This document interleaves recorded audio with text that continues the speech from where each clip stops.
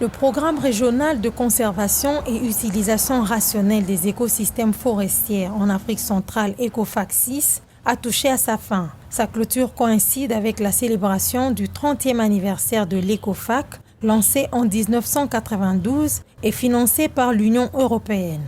Les activités de célébration de cet anniversaire lancé à Libreville depuis le 10 juin se sont clôturées ce lundi 4 juillet avec le segment politique du 3e comité de pilotage organisé dans la capitale gabonaise. La coopération régionale de l'Union européenne a eu un rôle prépondérant, non seulement pour préserver la biodiversité dans les aires protégées appuyées, mais également dans les stratégies, les modèles de gestion et les approches mises en œuvre dans ce secteur, que ce soit par exemple en termes de financement durable des aires protégées à travers des partenaires publics-privés ou en termes de prise en compte de la thématique des droits de l'homme. 30 ans de coopération soutenue, Union européenne CEAC pour l'économie verte et la gestion durable des écosystèmes fragiles d'Afrique centrale ont permis de faire avancer les choses sur certaines questions cruciales de la gestion des écosystèmes fragiles de la sous-région. La commission de la CEAC tient à la promotion de l'économie et de la conservation en raison du fait que celui-ci est une composante de l'économie verte. Une économie qui vise à concilier la protection de l'environnement avec le développement économique, le développement des entreprises, la création d'emplois et l'amélioration du bien-être des populations. Aux côtés des succès se présentent également des défis qui requièrent une attention soutenue des deux côtés. C'est notamment la pauvreté des communautés vivant dans et autour des aires protégées, le manque de coordination des actions et aussi la nécessité de renforcer le dialogue entre les parties prenantes et la facilitation d'accès au financement. L'œuvre humaine, il ne manque pas de failles. Et donc parmi ces failles, on a noté notamment la faible coordination, mais aussi les procédures de financement jusqu'aux bénéficiaires. Et nous avons formulé quelques recommandations pour les prochaines étapes. Et donc il faut améliorer la coordination, il faut améliorer les procédures de décaissement des financements, il faut tenir compte de l'implication des communautés locales et des peuples autochtones. Les résolutions de ces assises politiques devront être transmises au Conseil des ministres de l'Environnement de la sous-région afin de leur prise dans le nouveau programme Nature Africa de l'Union européenne. Nous devrons vérifier si les résultats consignés dans le cadre logique de la convention de financement ont été atteints, à savoir une meilleure intégration territoriale des espaces protégés, un accroissement de l'efficacité dans la gestion des aires protégées, une intégration des populations riveraines dans une perspective de cogestion des aires protégées et promotion de l'économie verte. Notons par ailleurs que le nouveau programme de l'Union européenne Nature Africa a la particularité de vouloir aborder la question du développement des zones riveraines aux aires protégées en même temps que la conservation. Cette nouvelle initiative suit pleinement les objectifs affichés par l'Union européenne, l'Union africaine, la CEAC et ses membres, inscrits dans leurs politiques et stratégies respectives. C'est une initiative phare, emblématique du Pacte vert. Parler des enjeux liés à la gestion du bassin du Congo et la collaboration de l'Afrique en général pour la gestion globale de la faune. Telle est la thématique choisie pour la 23e session de la Commission des forêts et de la faune sauvage dans la République démocratique du Congo et désignée pays hôte. Une délégation de l'Organisation des Nations Unies pour l'alimentation et l'agriculture, FAO, a été reçue en audience par la vice-première ministre, ministre de l'Environnement et du Développement durable pour des travaux préparatoires. Au sortir de cette audience, le coordonnateur du bureau sous-régional de la FAO pour l'Afrique centrale a noté la satisfaction de la VPM qui a mis le vœu de voir l'élevage et l'agriculture de la RDC se développer. La possibilité d'adresser aussi les autres enjeux qui sont importants pour le développement, parce que quand on parle de la forêt, et la faune sauvage, on parle aussi du développement agricole, on parle des enjeux liés à l'eau, on parle de l'élevage, on parle de l'énergie. Et maintenant, je pense que nous sommes très bien placés pour adresser ces sujets-là. Créée en 1959, la Commission des forêts et de la faune sauvage pour l'Afrique est l'une des 6 commissions régionales des forêts établies par l'Organisation des Nations Unies pour l'alimentation et l'agriculture. Elle offre une occasion pour les pays africains de débattre des questions liées aux forêts et y apporter des solutions à l'échelle régionale. Il est aussi de noter que cette commission s'est réunie tous les 2 ans. La RDC abritera ses assises après celle organisée en Afrique du Sud en 2020. En marge de la journée mondiale sans sac plastique célébrée le 3 juillet de chaque année, l'ONG Droit Environnement et Citoyenneté DEC a lancé le samedi 2 juillet 2022 une campagne dénommée Ville sans sachet ou Ville sans plastique. Lancée dans les différentes provinces de la RDC, notamment à Kinshasa, Goma, Bukavu, Kolwezi et Lubumbashi, cette campagne vise à mettre en place des clubs qui seront fonctionnels dans des universités ainsi que les marchés et qui auront un rôle capital à jouer dans la sensibilisation, l'organisation et la mobilisation communautaire sur la gestion des déchets plastiques. Aujourd'hui, les membres du collectif Écolo considèrent cette action comme un cadre de vie, mais aussi d'assainissement des villes congolaises, qui est loin d'ailleurs de combler les attentes des citoyens congolais. L'état actuel, par exemple, sur les terrains, montre aujourd'hui que les sachets plastiques sur les marchés, les universités existent bel et bien, non seulement dans les alentours des administrations, mais aussi dans les amphithéâtres, les réfectoires et des résidences.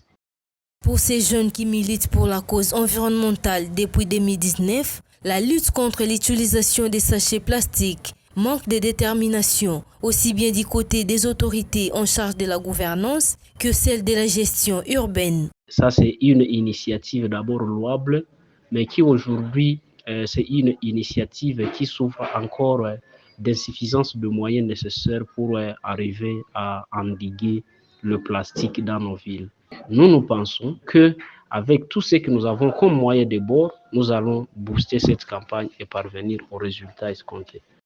L'ONG DEC appelle par ailleurs les autorités du pays à unir les efforts pour arriver à mettre en pratique les moyens afin d'endiguer ces fléaux, notamment l'éducation relative à l'environnement et les cycles de gestion des plastiques, depuis la production, l'utilisation, mais aussi la transformation de ces plastiques.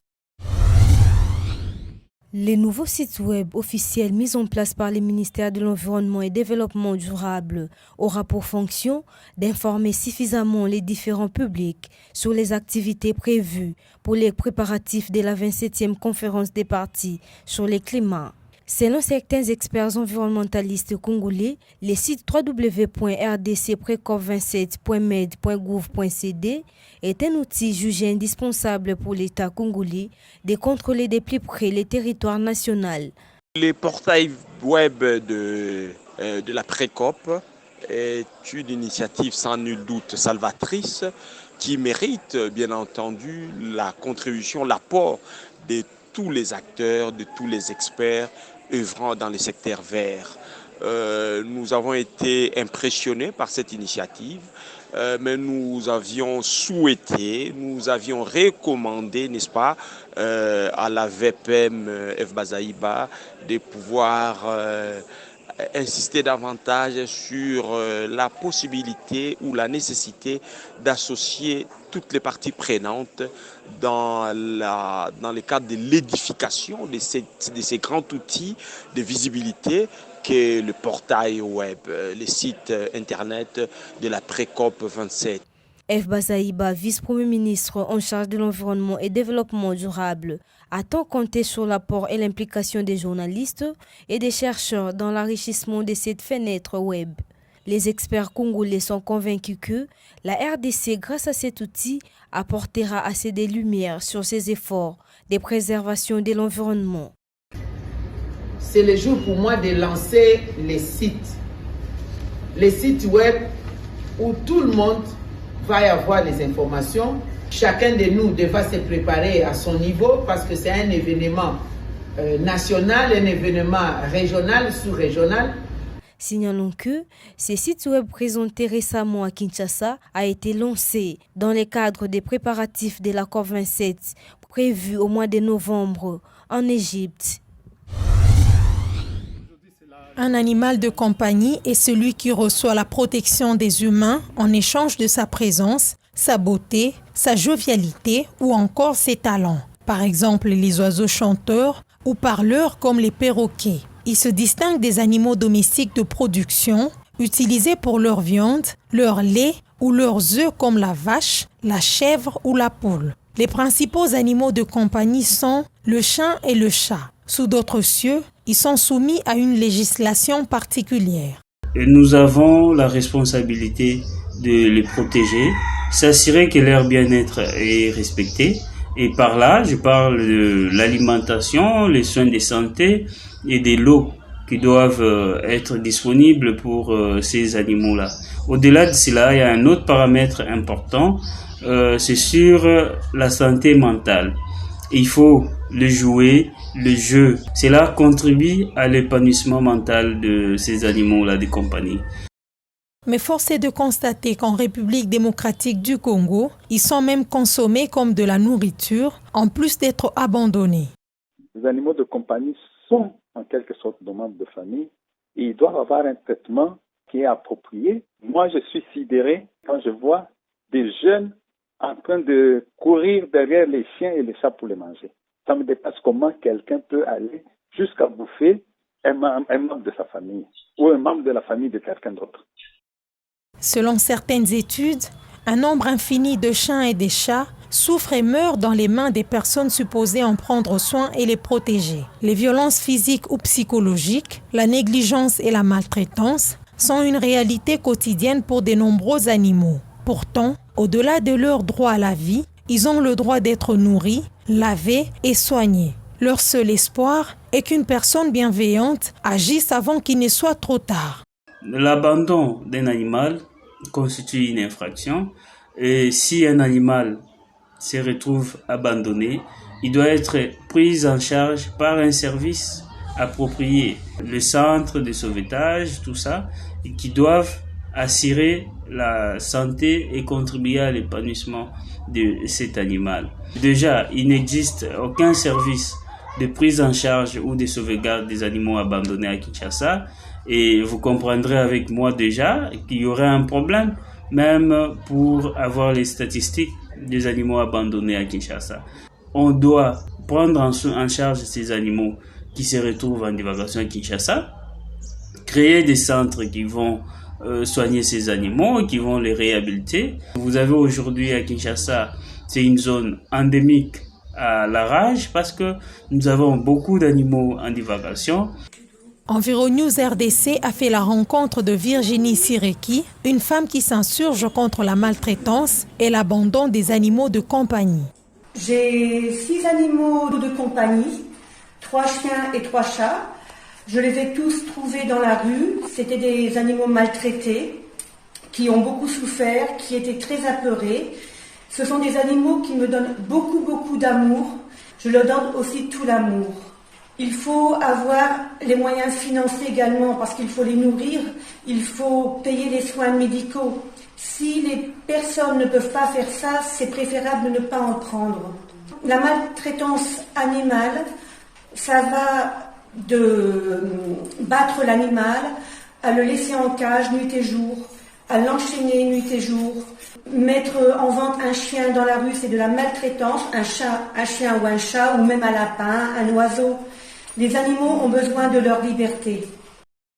Notons que le monde célèbre chaque année la journée mondiale de la lutte contre la maltraitance des animaux domestiques le dernier samedi du mois de juin. Cette journée, qui est une initiative de l'organisation Solidarité Animale de l'Europe, avait été retenue pour mobiliser les citoyens et réunir les associations de protection animale. Mais, comme d'autres journées de conscientisation, celle-ci est passée sous silence en RDC. Pourtant, beaucoup d'animaux de compagnie subissent un mauvais traitement.